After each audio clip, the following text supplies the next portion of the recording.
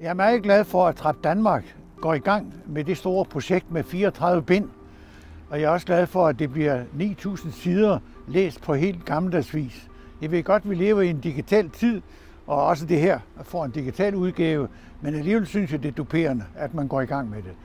Jeg er meget glad for, som tidligere formand for KL i hele taget, som tidligere borgmester i Aarhus, også at erfare, at hver by får sit særlige afdeling.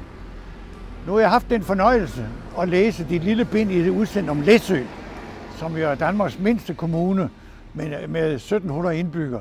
Men det bliver også sjovt, når I skal i gang med de store kommuner, København ikke at glemme. Jeg håber, det bliver virkelig en god udgave, som mange vil få glæde af de næste mange år.